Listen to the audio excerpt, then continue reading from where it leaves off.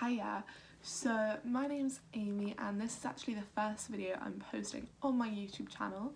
I do already have an Instagram account where I post factual fitness information, and yeah, so this video, as I'm sure you'll see by the title, is the scientific way to grow the glutes. And I just want to put a disclaimer out there, I am not a personal trainer. However, I spend a lot of my spare time researching and looking at different studies, and from that I've compiled my information to give you guys all the information you need to grow the glutes to the way you want them. And I'm sure you saw my little comparison photo. So yeah, without further ado, let's get started. So this first part is going to be specifically focused on your training plan. Firstly, we're going to talk about workout order and how you want to be ordering your workout. First things first, when you walk into the gym, you want to warm up straight away before stretching, because it can be dangerous to stretch without your body being warmed up. So what I recommend doing is a warm up with a lot of pumper movements and activate your glutes. So what that means is doing exercises that will engage your glutes, so stuff like frog pumps, side walks, kickbacks, anything pump movement that will activate the glutes, so that way when you're moving forward in the workout onto your compounds, your glutes will be fully engaged.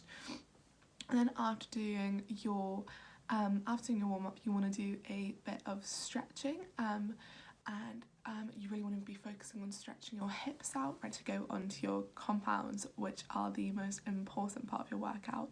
So you want to do your compounds first, because you want to get your heaviest moves done first, so your body isn't fatigued before doing that heaviest move. Your compounds are the aspect of your workout that will grow your muscles, and with your compound movements, that means going into the weight section, which I know for a lot of us it can be scary. I personally struggle quite a bit with gym confidence issues, but you're not going to see the results you want without braving the weight section. Got your three main leg day compounds, but with that comes huge amounts of variations for each one. So you've got your hip thrust, squats, deadlifts, lunges, and then you move on to isolation movements. And this doesn't have to be glute focused. You know, you could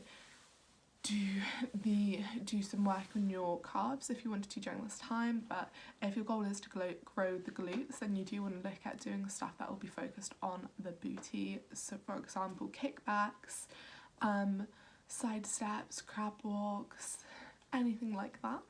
And so that's kind of the next part in your workout. And then you could do also a finisher, so a pumper movement to finish off, and I tend to do stuff like a frog pump still failure, just so I really do feel the burn of my glutes, but that isn't essential, and what's really gonna make you see the change is your compounds. So with the ordering of your workout, I also want to talk about sets and reps. So the reps are how many times you repeat one exercise, and the sets are how many times you do those repetitions. So you could do 4 sets of hip thrusts, each with 5 reps, for example.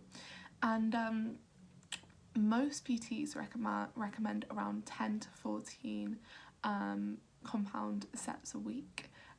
So that's a good sort of reference for your plan, but it really does depend on the individual. So with your compounds, you want to be hitting sort of a lower rep range. For example, between 6 to 8 is normally what's recommended for optimal muscle growth.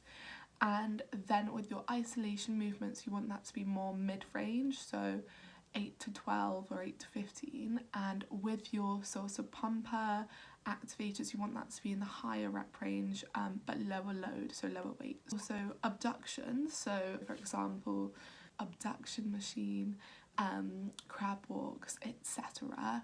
You'll also want to train them in the higher rep range and lower load. Because they are more slow twitch muscle fibre dominant, they are more effectively trained when they're in the low load, high rep range. Sort of the breakdown on sets and reps. So we're going to move on to compounds, and I've already relayed that you have your squats, hip thrusts, deadlifts and lunges as your different sort of compound movements. and each compound is quite unique, and you want to be incorporating all of the compounds into your regime, because each of them will benefit you in a really individual way.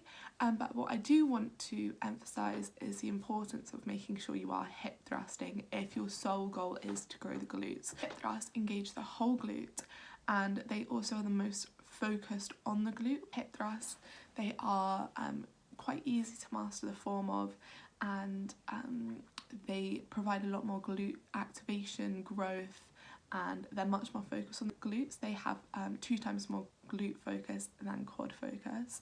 But you want to be doing a mixture of squatting, hip thrusts, deadlift, and lunging movements in your regime, because it's really important to get a mix. You don't just want to be doing the same thing every time.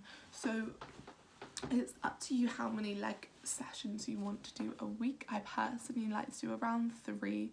So each workout, you want to include a vertical, horizontal and lateral movement. So for example, a vertical movement would be something like squatting or lunging, which has more focus on your lower glutes. And you've got a horizontal movement, which could be hip thrust or deadlifting. And then finally you've got a lateral movement, so that could be external rotations, side walking, or crab walks, outwards, what I like to call them. But it could be one of those. So you want to include a mix, rather than just doing one workout where it's deadlift, hip thrust, frog pumps.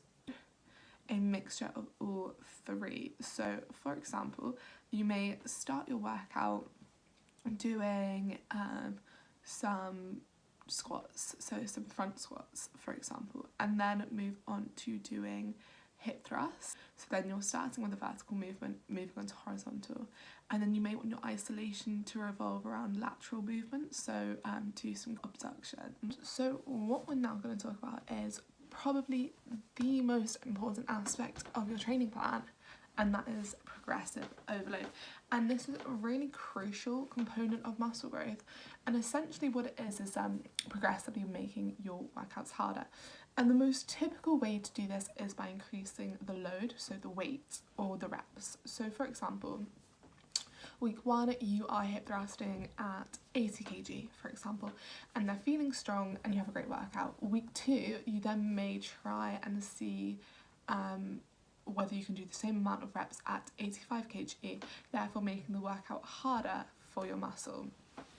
And what I like to do is each week I write down my workout plan, and then I later go back and fill in what weight I was able to do. And the reason why this is so important is because it links to your SRA, which is your stimulus, recovery, adaptation cycle. Your stimulus is your workout. That stimulus will then damage your muscle, so that then leads to your muscle having to go through recovery, which is where it builds back that muscle that was broken down. It then will build itself back up, so next time it faces that stimulus it would be able to easily overcome it. So then it grows, your muscle grows further from that point, and that is your adaptation. So your muscle goes through a stimulus, it then has to recover just like any normal injury, but your muscles then gain more muscle fibers in order to overcome the stimulus next time, which is why progressively overloading is so important. You can't just do the same Instagram fitness workout over and over again expecting to get continual growth. Yes, initially there may be some, but then you're going to be stopped because your muscles will be able to overcome that stimulus really easily. But with that being said, stimulus recovery adaptation makes it really important to take rest days, because if you're giving your muscle too many stimuluses, it will break down and won't be able to adapt. It needs a recovery and adaptation period of time to build back muscle fibers. So it's really important that you don't have overtraining. You also need those rest days to allow for the whole cycle to take place. If you interrupt that cycle, your muscles will actually get smaller. You need to find a training plan that works for you. But one really good sign to kind of gauge whether the plan is working for you is if you aren't able to progressively overload, and if you feel exhausted before and after each session, then you're probably overworking it a bit. And if you take some time off, deload a little bit, you may feel that your plan works much better. For me, I train legs 3 times a week, but I've been training for a good few years now. but it's up to you, and I would just keep on gauging to see whether the training plan works for you. But what I would also say with that is, if you take a look at one of our posts on Instagram, we've taken some of the suggested workouts and put them in a format that would work for 4 days leg training a week, 3 days leg training a week. So I'll pop a picture of that up here. I'm also going to quickly do a little section on what not to do, and that is, number 1, follow the same Instagram or YouTube workout over and over again. Whilst they are good to help, a lot of the time they can help you gauge what you sort of need to do. If you do it over and over again, your body isn't getting a new stimulus and you're not going to be able to grow past a certain point. And not being consistent. Consistency is key. You could have a great workout, but if you're not being consistent, it's not going to be worth it. So that was today's video. I hope you enjoyed it. Please, in the comment section, let me know. This obviously is something I'm new to, and I'd love any feedback you could give me, any questions as well. I really do love researching this sort of stuff. Once again, I'm not a personal trainer, and this isn't coming from my knowledge, it's coming from articles that I've spent a lot of time researching, which I'm going to reference all in the description below. And thank you so much for watching. I really appreciate it. Thank you.